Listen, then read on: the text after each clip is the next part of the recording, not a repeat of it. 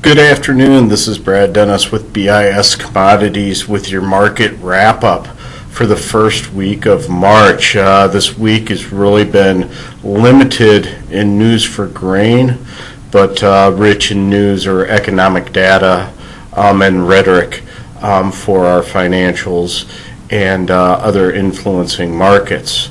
To start off with, let's talk about the cattle market, which actually had a very good showing this week. You look at April cattle, and we took out last week's highs. Got higher highs, higher lows on this cattle market. It might be poised to take another leg up.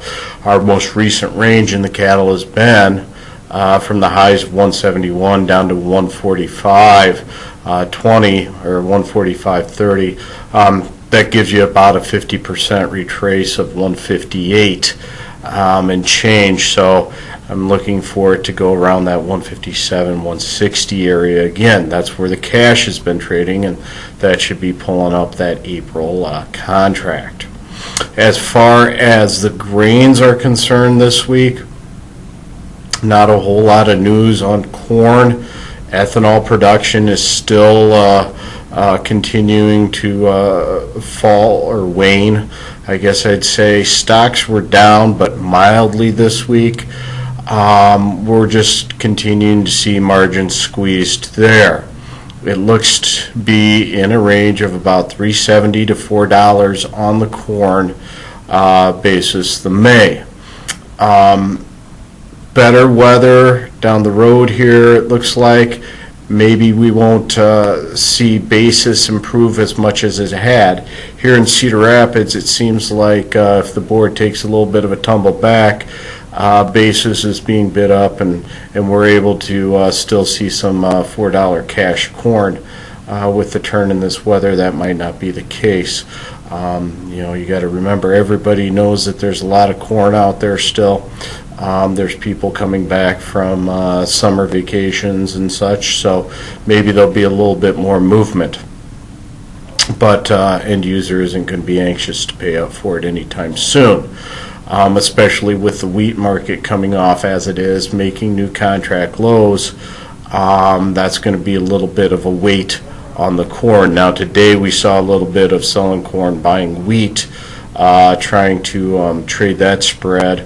Bounced off of a difference of 90 cents, and I think we traded a buck on that one today.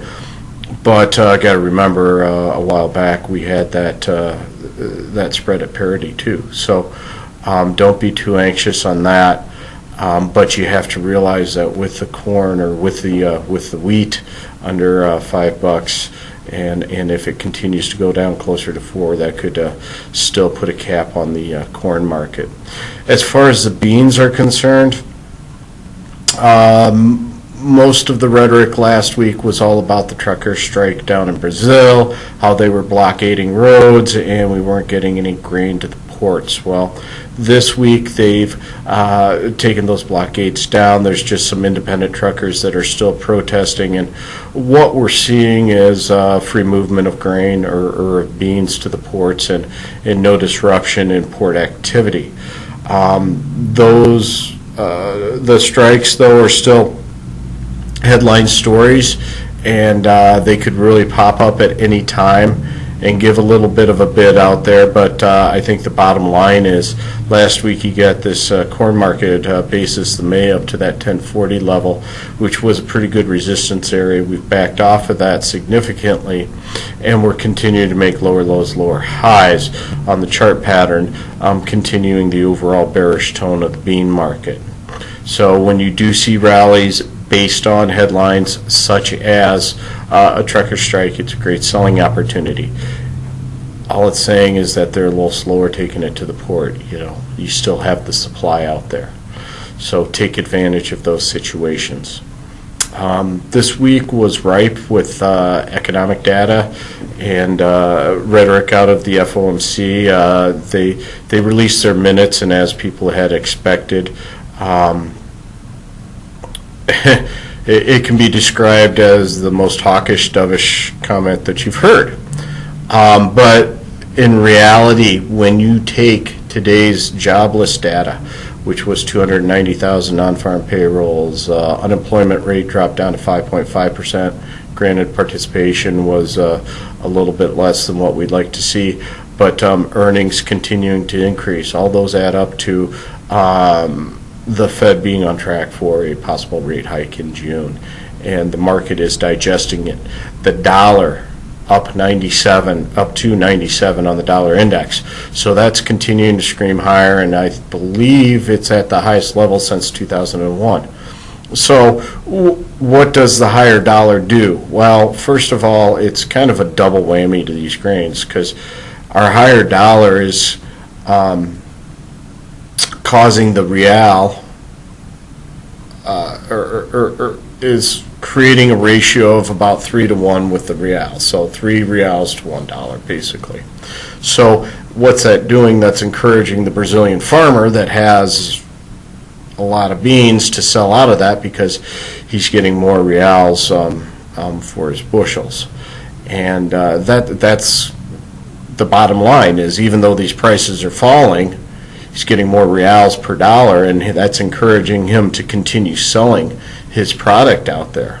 Now, the double whammy of this higher dollar is saying, too, that, all right, U.S. product is more expensive now on this global economy. So, if you come from another country, you're paying more for our product, and that stifles our exports a little bit. So, double whammy. Not forcing, but encouraging the South American farmer to sell, and then making our exports a little bit more expensive.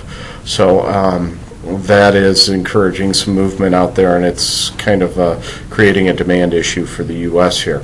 Crude oil's pretty much stuck around that $50 area right now. Now, the big play in crude that everybody's talking about is storage on crude. All right.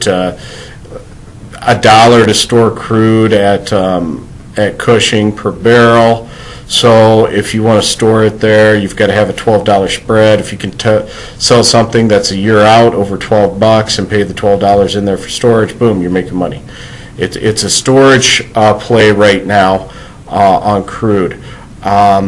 The problem is we're starting to run out of storage. So if we start dumping the product onto the market, that's going to accelerate prices down. So I would actually probably look for another leg down in the crude oil market down the road here. As far as looking ahead, next week's trade will be dominated by the monthly supply and demand report out of the government. We're going to be taking a look at world numbers. We look at wheat world numbers to be down slightly, corn about the same, and bean world numbers being up slightly. So when you look at the crop down in South America, we're taking a little bit off the corn and bean crop in Brazil, but we're increasing the Argentine crop to offset that or make up even more. So it looks like we're at least steady, if not better, with our world numbers. And then as far as U.S. ending stocks here in the U.S., we have to account for good export sales. We got a lot of export sales on the books for beans, so we're probably going to drop that carryout down possibly 10 million bushels, which is very insignificant when you're talking about a 385 carryout or a 375 carryout.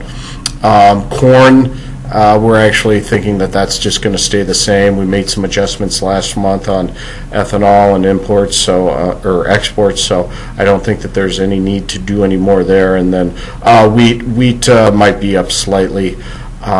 We did see wheat deliveries this week with corn and bean deliveries, and that's kind of weighing on the market as well. So kind of keep that in mind with March contract going off next week. So that is your weekly wrap-up and end of broadcast.